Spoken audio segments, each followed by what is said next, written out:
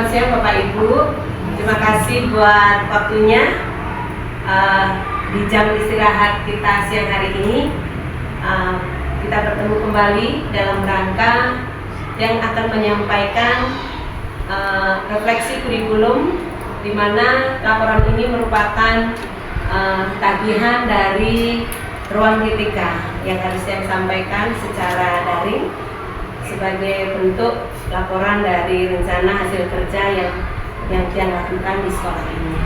Nah, pada siang hari ini yang ingin saya sampaikan adalah refleksi pengelolaan kurikulum Satuan Pendidikan SD Negeri 12 Peguyangan. Berbeda dengan yang semester sebelumnya atau tahun lalu. Kalau tahun lalu yang menyampaikan tentang program sekolah, maka untuk kali ini yang akan menyampaikan tentang refleksi pengelolaan kurikulum Satuan Pendidikan di sekolah. Nah, apa sih itu kurikulum? Jadi kurikulum merupakan seperangkat rencana dan pengetahuan mengenai tujuan, isi, dan bahan pelajaran serta cara yang digunakan sebagai pedoman penyelenggaraan kegiatan pembelajaran untuk mencapai tujuan pendidikan tertentu. Jadi kurikulum kita itu merupakan seperangkat alat rencana dan pengetahuan, di mana di dalamnya ada tujuan, ada isi, dan ada bahan pelajaran yang kita kerjakan selama 1 tahun ke depan. Nah, mengapa kita penting melakukan refleksi kurikulum? Di sini adalah refleksi kurikulum adalah proses evaluasi dan perubahan kurikulum berdasarkan pengalaman dan pengetahuan terbaru. Melalui refleksi kurikulum kita dapat memastikan bahwa kurikulum tetap relevan dan efektif dalam mempersiapkan siswa untuk masa depan. Jadi mengapa dari itu kita perlu melaksanakan refleksi? Jadi kita untuk mengevaluasi kembali apakah kurikulum yang kita yang sedang berlangsung tahun ini masih relevan untuk kita lanjutkan di tahun-tahun berikutnya. Kemudian kita kembali kepada visi dan misi SD Negeri 12 Peguyangan. Nah, apakah visi ini masih relevan dengan kondisi sekolah kita? Visi kita adalah terwujudnya peserta didik yang beriman, berbudi pekerti luhur, cerdas, berkarakter, berwawasan lingkungan, dan berprestasi. Jadi ini adalah visi sekolah kita, di mana sasaran kita adalah kita mengharapkan peserta didik kita adalah peserta didik yang beriman, berbudi pekerti luhur, cerdas, berkarakter, berwawasan lingkungan, dan berprestasi. Kemudian misi sekolah kita. Nah, Bapak Ibu, misi sekolah kita masih sama juga dengan tahun lalu. Jadi yang pertama, mewujudkan siswa yang taat beribadah. Nah, ini terwujud dengan setiap hari sebelum pembelajaran kita melaksanakan sembahyang bersama, ditambah dengan pada saat rainan purnama dan tilem, ditambah lagi dengan tumpek. Itu misi yang kedua, melaksanakan persembahyangan purnama, tilem, dan tumpek. Kemudian yang ketiga, mewujudkan sikap dan perilaku yang baik, sopan, santun, dan berkarakter. Ini dari misi dari sekolah kita. Dan yang keempat, melaksanakan pembelajaran yang berpusat pada siswa. Apalagi sekarang kita akan terapkan tentang pendekatan deep learning. Jadi pusat pembelajaran kita bukan berada pada guru, tetapi pada siswa. Yang kelima, melaksanakan kegiatan pembelajaran secara optimal dan efektif. Sekali lagi bahwa pembelajaran yang kita lakukan adalah pembelajaran yang efektif dan itu menyenangkan buat anak-anak. Yang keenam, melaksanakan pembelajaran yang menarik, menyenangkan, dan memotivasi. Jadi dengan adanya pembelajaran yang menyenangkan, itu akan memudahkan anak-anak untuk menerima pelajaran yang kita sampaikan di kelas. Ketujuh, melakukan kegiatan belajar mengajar dengan mengintegrasikan literasi dan numerasi. Nah, ini juga menjadi pembiasaan kita setiap hari, bahwa sebelum kegiatan pembelajaran dimulai ada pembiasaan literasi di halaman. Jadi setelah kita melaksanakan sembahyang bersama, kemudian kita menyanyikan lagu Indonesia Raya dan kita lanjutkan dengan literasi. itu akan meningkatkan semangat belajar anak-anak di dalam kelas untuk hari itu. Yang kedelapan, melaksanakan pendidikan karakter secara terpadu dalam pembelajaran. Nah, Bapak Ibu, pendidikan karakter ini sangat penting diterapkan karena apa? Bukan hanya secara akademik saja sasaran pendidikan kita, tetapi lebih dari itu adalah pendidikan karakter perlu kita tanamkan, ya, baik secara pada saat pembiasaan pagi kita sampaikan, kemudian pada saat pembelajaran di kelas pun bisa kita sampaikan tentang pendidikan karakter. Kesembilan, menumbuh kembangkan sikap dan perilaku saling menghormati, saling menghargai, dan menyayangi antar sesama. Di sekolah kita ada berbagai macam agama, pemeluk agama Hindu, kemudian ada Islam, ada Kristen, ada Buddha, bahkan ada yang Konghucu. Nah, di sini kita perlukan satu toleransi antara satu dengan yang lainnya, saling menghargai supaya dari dalam anak itu berkembang sikap seperti itu, penumbuh kembangkan sikap dan perilaku. Kemudian yang ke-10, membangun lingkungan sekolah dan bertoleransi dalam kebinekaan global, mencintai budaya lokal dan menjunjung tinggi nilai gotong royong. Ini sesuai dengan profil pelajar Pancasila. Jadi berkebinekaan global, mencintai budaya lokal, apalagi kita di semester 2 P5 kita adalah kearifan lokal, ya. Jadi seperti itu, dan kita menjunjung nilai tinggi gotong royong. Dari kecil anak-anak kita biasakan untuk bergotong royong, bukan hanya ketika melakukan piket bersama, melakukan pembersihan di kelas, tetapi dalam hal-hal yang lain anak-anak kita ajak bergotong royong. 11, melaksanakan kegiatan kebersihan dan pelestarian lingkungan, dan ini rutin kita lakukan meskipun kemarin kita libur sekolah, tetapi kita berlakukan piket sehingga kondisi sekolah kita tetap bersih dan sehat. Ke-12, menciptakan lingkungan bersih, hijau, sejuk, rindang, aman, dan nyaman. Ini yang penting Bapak Ibu, ya. Anak-anak harus merasakan suasana di sekolah adalah suasana yang aman dan nyaman. Itu sehingga anak-anak betah di sekolah, senang di sekolah. Jadi harapan kita seperti itu. Nah, manfaat refleksi kurikulum. Bapak Ibu, jadi pentingnya kita refleksi kurikulum. Yang pertama, dapat memastikan bahwa proses pembelajaran tetap relevan dengan perkembangan pendidikan saat ini. Jadi ini pentingnya kita melakukan refleksi kurikulum. Yang kedua, dapat mengidentifikasi kelemahan-kelemahan untuk meningkatkan efektivitas pembelajaran. Jadi kita bisa menemukan apa kekurangan kita, apa kelemahan kita dalam melaksanakan pembelajaran. Nah, langkah-langkah dalam melakukan refleksi kurikulum, yang pertama menganalisis kurikulum.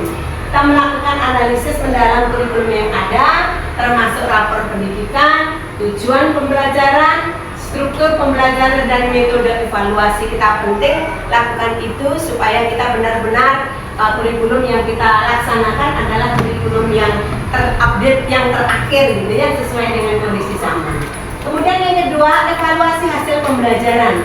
Ada evaluasi hasil pembelajaran siswa untuk mengetahui sejauh mana kurikulum telah mencapai tujuan pembelajaran yang telah ditetapkan. Jadi ini penting Bapak Ibu. Dalam kurikulum itu sangat lengkap.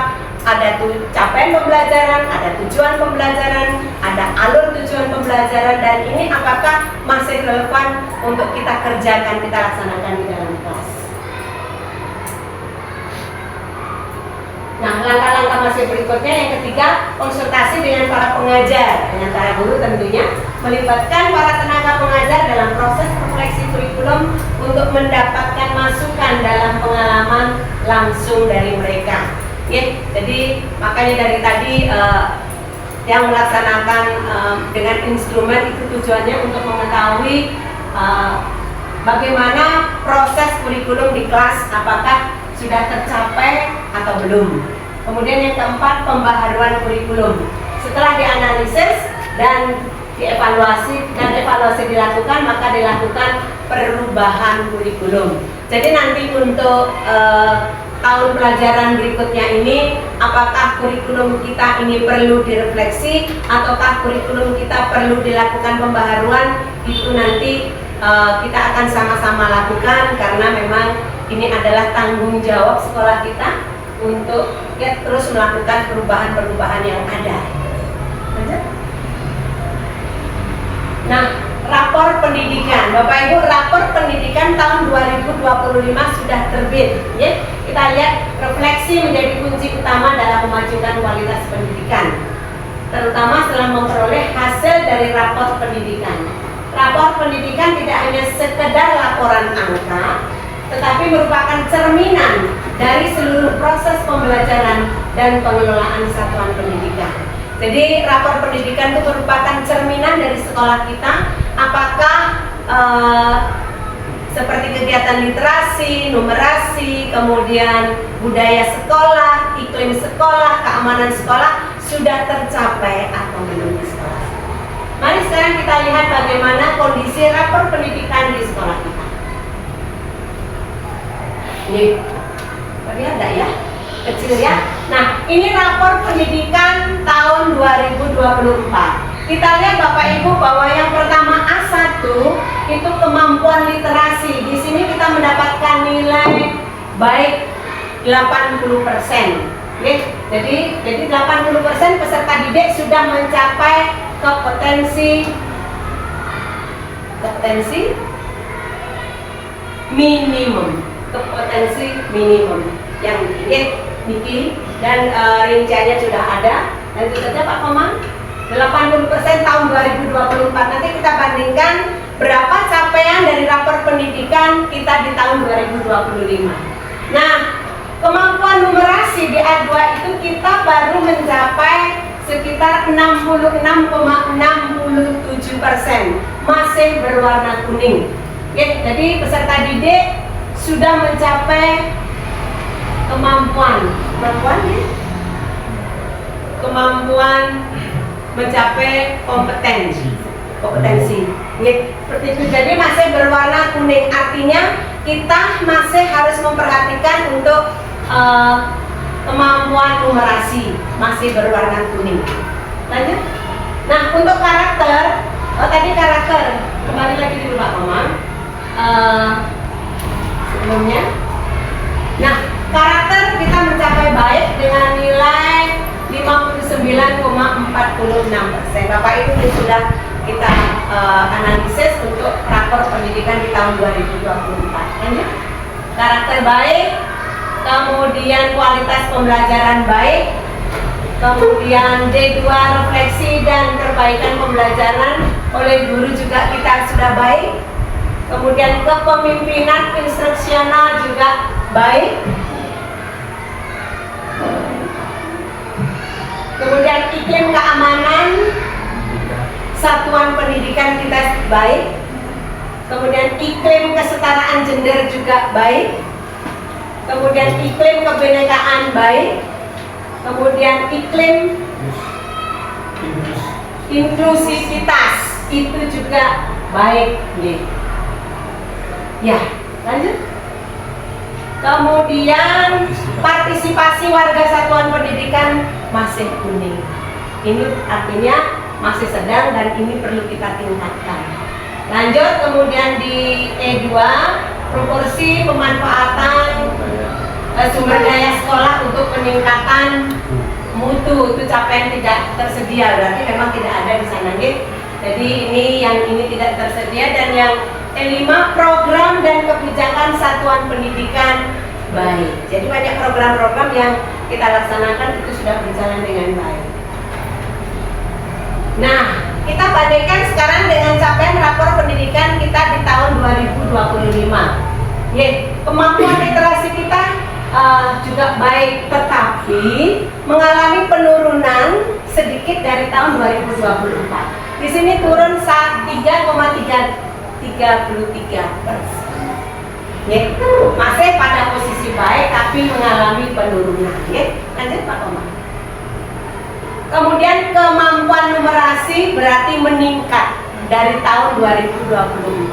Kalau yang tadi numerasi kita masih berwarna kuning, maka di tahun 2025 kemampuan numerasi sudah baik. Artinya di sana naik 23,33%. Luar biasa. Semua ini boleh tercapai berkat kerjasama kita. Jadi Bapak Ibu sudah membimbing anak-anak dengan luar biasa sehingga literasi dan numerasi di sekolah kita sudah berjalan dengan baik dan hasilnya baik. Ya. Kemudian di karakter juga baik, bahkan di sana naik. Lanjut Pak Komar. Kualitas pembelajaran baik, naik juga 5,33. Kemudian D2 refleksi dan perbaikan pembelajaran oleh guru juga baik, mengalami peningkatan 8,72. 0,72. Nah, di sini kepemimpinan instruksional baik tetapi mengalami penurunan 6,34.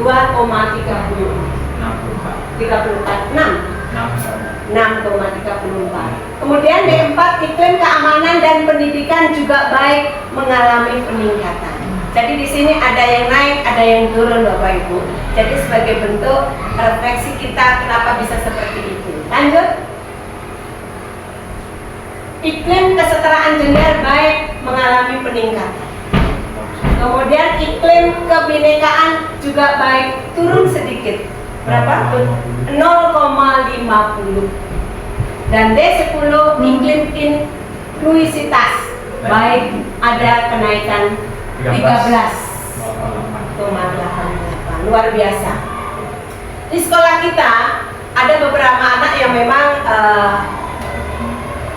mendapat perhatian khusus dari kita nih. Jadi anak berkebutuhan khusus, tapi berkat kerjasama dari Bapak Ibu guru, jadi anak-anak ini dapat terlayani dengan baik.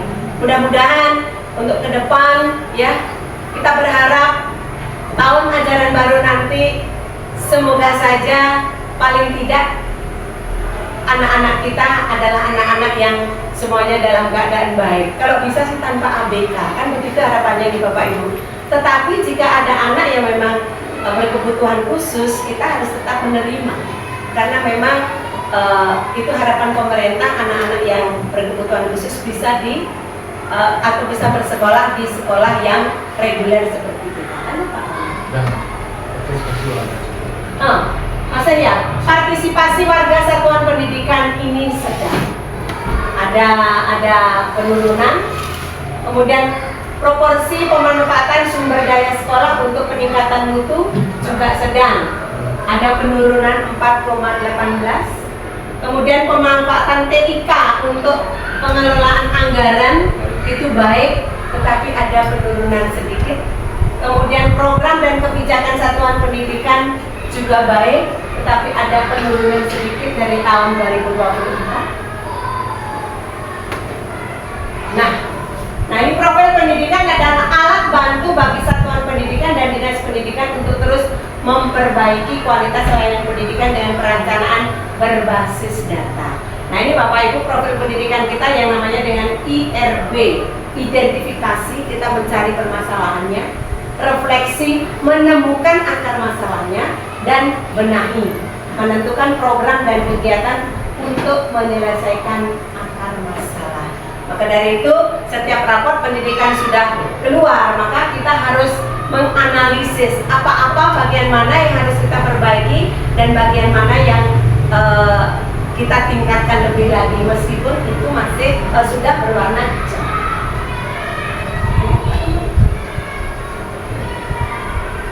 Nah, pencapaian yang diharapkan dalam rapat pendidikan tentunya kurikulum yang diterapkan bertujuan untuk menghasilkan lulusan yang tidak hanya cerdas secara akademik, tetapi juga memiliki keterampilan hidup yang memadai dengan cara menyelaraskan tujuan kurikulum dengan kebutuhan siswa, seperti pengembangan keterampilan, yaitu dengan berkolaborasi, komunikasi, pemecahan masalah, dan kreativitas, serta pembelajaran berbasis karakter dan nilai-nilai moral. Ini yang penting, ini adalah capaian yang kita harapkan. Idealnya seperti itu. Ya, keberhasilan implementasi kurikulum. Ya, satu, peningkatan partisipasi siswa dalam kegiatan ekstrakurikuler. Beberapa ekstrakurikuler kita sudah berjalan dengan baik. Bahkan tahun ini anak-anak kita bisa mencapai masuk ke tingkat provinsi. Itu luar biasa. Itu berkat bimbingan dari Ibu Agung sebagai guru olahraga, sebagai guru pembina, dan kita bersyukur atas pencapaian ekstrakurikuler atau non akademik dari anak-anak kita ini. Kemudian pengembangan literasi dan numerasi, jadi keberhasilan dari itu semua. Kemudian yang ketiga, integrasi teknologi dalam pembelajaran. Bapak Ibu, yang berharap karena kita mempunyai Chromebook hasil dari bantuan dari pemerintah pusat. Jadi setiap kegiatan pembelajaran yang berharap Bapak Ibu tetap menggunakan itu supaya anak-anak lebih selain bukan hanya pintar IT tetapi lebih mudah untuk dia belajar seperti ini. Jadi memanfaatkan teknologi. Kemudian tantangan yang kita hadapi dalam melakukan refleksi, keterbatasan fasilitas dan sumber daya. Ya, kadang-kadang fasilitas kita memang belum sepenuhnya lengkap, masih ada beberapa yang harus kita lengkapi, tapi itu keterbatasan fasilitas. Yang kedua, perbedaan kecepatan belajar siswa. Antara satu dengan yang lainnya, anak-anak itu mempunyai IQ yang berbeda-beda, dan ini yang kadang-kadang mempengaruhi ketika kita melakukan pembelajaran. Dan yang ketiga, kesiapan tenaga pengajar. Jadi seperti Bapak Ibu, jadi kalau hari ini yang melakukan observasi di kelas, yang periksa bagaimana Bapak Ibu melakukan kegiatan pembelajaran, dan yang setelah itu melakukan refleksi bagaimana kegiatan pembelajaran sudah dilakukan seperti itu. Jadi Bapak Ibu bisa unggah juga di sana di info kita. Okay? Nah, rencana perbaikan, kita melakukan pelatihan dan pengembangan profesional bagi guru. Kadang-kadang ini erat kaitannya dengan analisis di rapor pendidikan. Jadi kadang kita melakukan IHT gitu untuk meningkatkan profesionalitas kita. Kemudian penyempurnaan sarana dan prasarana. Jadi hal-hal mana yang masih kurang nanti kita akan lengkapi. Kemudian pendekatan pembelajaran yang lebih personal.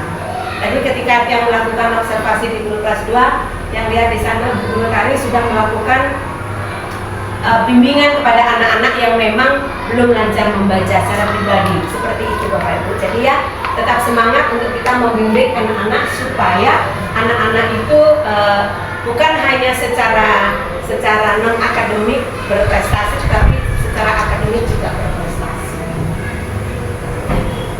Nah, rancangan program di refleksi kurikulum nanti ada RKS, ada RKT, dan ada ARKAS. Dari RKS ini memang harus kita kerjakan, kemudian ada RKT dan ada ARKAS. Jadi ini satu paket di dalam kegiatan implementasi kurikulum. Nah, kekuatan dan kelemahan. Kekuatannya SD Negeri 12 Petuyangan mencapai nilai terbaik pada aspek kondisi keamanan sekolah dan juga mencapai nilai terbaik pada aspek kondisi kebinekaan sekolah. Kemudian kelemahannya, sekolah kita masih mendapat nilai sedang pada aspek numerasi yang tinggi, karakter murid, kualitas pembelajaran, dan kemampuan literasi. Tetap meskipun nilai numerasi kita sudah baik, tetapi tetap harus kita bimbing anak-anak supaya matematika itu bukan menjadi momok lagi buat mereka, tetapi bagaimana seperti Ibu Guru Deni sudah pernah menyampaikan metode pembelajaran dengan metode gasing, dan itu sangat menyenangkan tentunya. Nah, penutup refleksi ini menunjukkan bahwa kurikulum yang diterapkan memiliki banyak manfaat bagi perkembangan akademik dan karakter siswa, meskipun masih ada beberapa area yang perlu diperbaiki. Kami berharap dengan adanya evaluasi ini dapat lebih memaksimalkan kualitas pendidikan di sekolah dan mewujudkan tujuan kurikulum untuk mencetak generasi yang tidak hanya cerdas, tetapi juga memiliki keterampilan hidup yang baik. Kesimpulan dari apa yang sudah kami sampaikan sebelumnya. Nah, Bapak Ibu, inilah dokumentasi ketika kita melakukan refleksi kurikulum. Jadi seperti tadi ada beberapa langkah yang kita lakukan dengan Bapak Ibu guru melakukan instrumen, mengisi instrumen tentang refleksi kurikulum, juga dari anak-anak juga. Jadi seperti itu kegiatan yang kita lakukan di dalam kita melakukan refleksi kurikulum. Saya kira itu saja. Ya, terima kasih.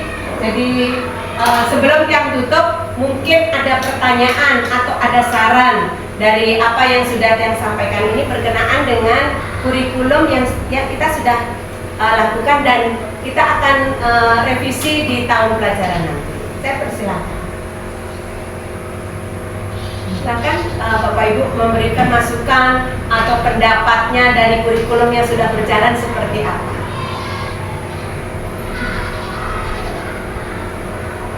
Berikan salah satu, salah dua, salah tiga. Silakan. Atau kurikulum yang kita lakukan sudah baik, atau kita perlu refleksi, atau kita revisi. Pasti kita revisi sesuai dengan kondisi yang sebenarnya. Silakan berikan masukan. Mungkin dari Dewayu, karena beliaunya juga yang selama ini membantu untuk menganalisis rapor ini. Terima kasih Ibu atas kesempatannya. Sejauh ini kurikulum yang sudah berjalan itu sudah baik. Hanya saja mungkin ada beberapa perubahan, karena memang kan perubahannya abadi ya. Artinya nanti mungkin seiring dengan perkembangan zaman dan juga peraturan menteri yang berubah, tentu kita sebagai tentu harus ikut mengikuti apa yang menjadi kebijakan Bapak Menteri, termasuk juga dengan mengadaptasi kurikulum yang baru nanti.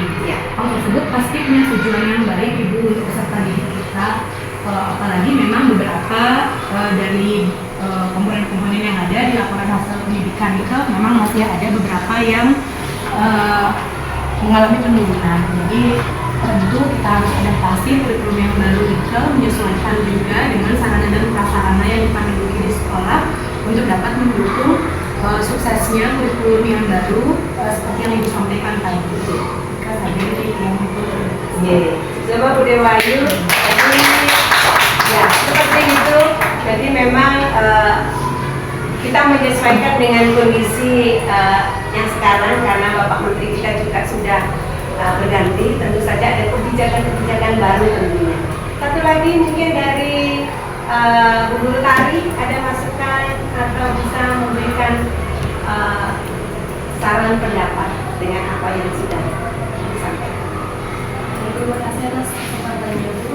Mungkin sama pendapat yang kami, di mana aspek-aspek kita yang masih nilainya sedang itu mungkin nanti kedepannya bisa kita perhatikan langkah-langkah apa yang bisa kita susun di kurikulum tersebut agar nilainya sampai meningkat.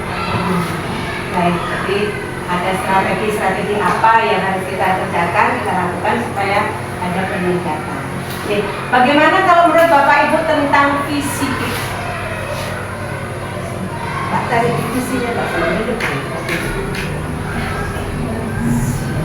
apakah visi dari kurikulum kita masih relevan, masih sesuaikan dengan kondisi saat ini, dengan tujuan? Karena, nah ini dia, terwujudnya peserta didik yang beriman, berbudi pekerti luhur, cerdas, berkarakter, berwawasan lingkungan, dan berprestasi. Apakah visi ini masih relevan dengan kondisi sekolah kita? Atau meskipun kita nanti akan melakukan revisi kurikulum, apakah ini masih sesuai menurut Bapak Ibu? Kalau menurut budaya satu lagi sesuai, jadi di sana ada beriman, berbudi pekerti. Kalau budaya sudah sesuai. Oke, ya. Yang sedikit pendapat. Iya. Karena ini kan kebetulan kemarin juga yang ada Iya. masalah perkembangan teknologi juga Bapak Ibu Guru juga diharapkan kan memang sekitar teknologi pembelajaran kan memang sudah terjadi memang.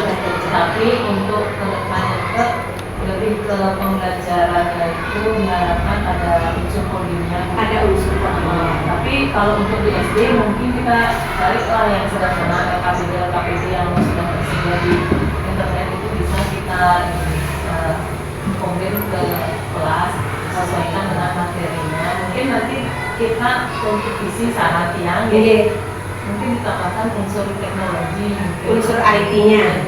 Oh, itu sih menurut yang karena biar ada inilah perkembangan kita tuh kan teknologi itu selalu mengikuti, harus mengikuti lah anak-anak kita, terutama kita kan adanya di kota dan pasar ya, mana kota kita tuh harus berwawasan teknologi.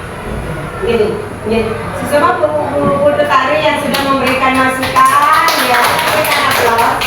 Memang betul ya, setuju Bapak Ibu ya. Nanti kita masukkan mungkin divisinya, direvisi nanti tentang yang bertambahkan dengan IT. Setuju ya. Jadi memang karena sarana kita juga ada, jadi ke depan anak-anak memang biar lebih banyak mengenal tentang IT. Seperti itu nanti kita tambahkan. Semua masukannya Bu Agung. Menurut Bu Agung Sapunapi dengan visi, apakah masih relevan dengan kondisi sekolah kita?